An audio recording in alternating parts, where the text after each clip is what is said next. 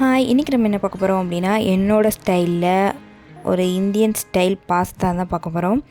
இதுக்கு வந்து stove on பண்ணிவிட்டு நம்ம வந்து ஒரு பேன் வச்சுக்கலாம். இதில் வந்து கொஞ்சமாக ஆயில் சேர்த்துக்கலாம். இதுக்கப்புறம் ஒரு டேபிள் ஸ்பூன் அளவுக்கு நான் பட்டர் சேர்த்துருக்கேன். நீங்கள் ஃபுல்லாகவே பட்டர் போட்டு செய்யலாம். இந்த மாதிரி ஆயில் கொஞ்சம் பட்டர் கொஞ்சம்னு செய்யலாம். இப்போ பட்டர் நல்லா மெல்ட் ஆயிடுச்சு.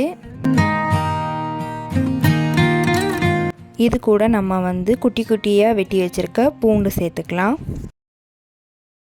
இதை நல்லா வதக்கி விட்டுக்கலாம். பூண்டு நல்லா வதங்கிருச்சு. இது கூட நம்ம வந்து குட்டி குட்டியாக நறுக்கி வச்ச வெங்காயம் சேர்த்துக்கலாம். இதையும் நல்லா வதக்கிக்கலாம். வெங்காயம் நல்லா வதங்கிருச்சு. இப்போ நம்ம குட்டி குட்டியாக கட் பண்ணி வச்சுருக்க தக்காளி இது கூட சேர்த்துக்கலாம்.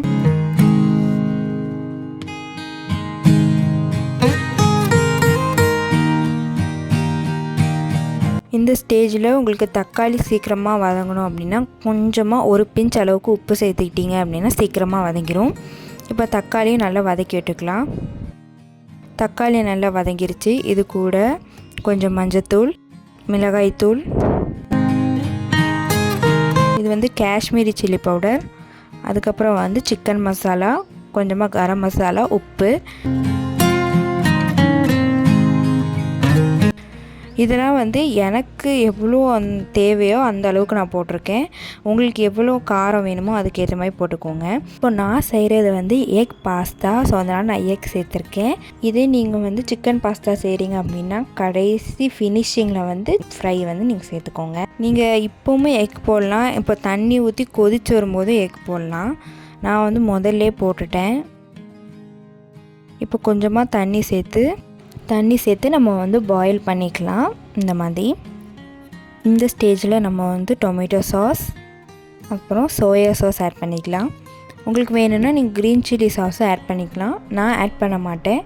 ஏன்னா நான் கொஞ்சம் எரிப்பே வந்து தூக்கலாக போடுவேன். அதனால் வந்து க்ரீன் சில்லி சாஸ் வந்து நமக்கு தேவைப்படாது. உங்களுக்கு வேணும்னா நீங்கள் ஆட் பண்ணிக்கோங்க.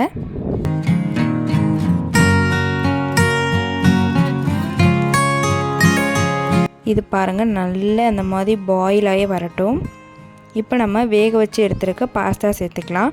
ஸோ பாஸ்தா வந்து எப்படி வேக வச்சேன் அப்படின்னா நல்லா வந்து தண்ணி கொதித்ததுக்கப்புறம் நம்ம வந்து பாஸ்தாவை ஆட் பண்ணிவிட்டு ஒரு டேபிள் ஸ்பூன் அளவுக்கு நம்ம ஆயில் சேர்த்துட்டோம் அப்படின்னா பாஸ்தா ஒட்டாமல் சூப்பராக வரும்.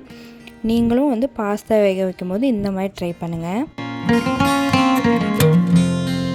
இப்போ இதை வந்து நல்லா வந்து நம்ம கலக்கி விட்டுக்கலாம்.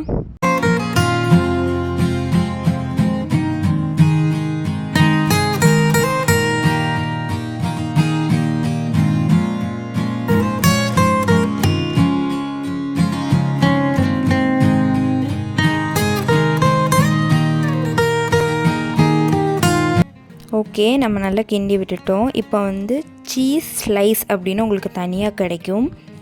ஸோ அது வந்து நம்ம சேர்த்துக்கலாம். உங்களுக்கு எவ்வளோ வேணுமோ அதுக்கேற்ற மாதிரி நீங்கள் சேர்த்துக்கோங்க.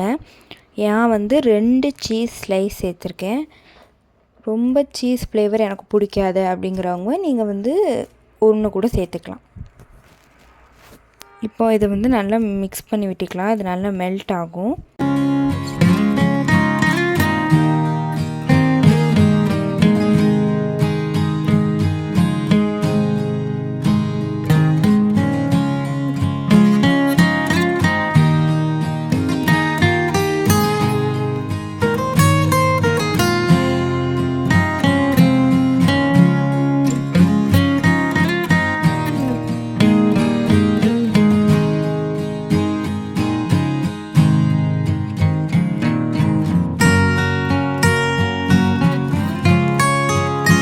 இப்போ சீஸ் நல்லா மெல்ட் ஆயிடுச்சு. இதுக்கப்புறம் நம்ம வந்து குட்டி குட்டியாக நறுக்கி வச்சுருக்க கொத்தமல்லி சேர்த்துக்கலாம்.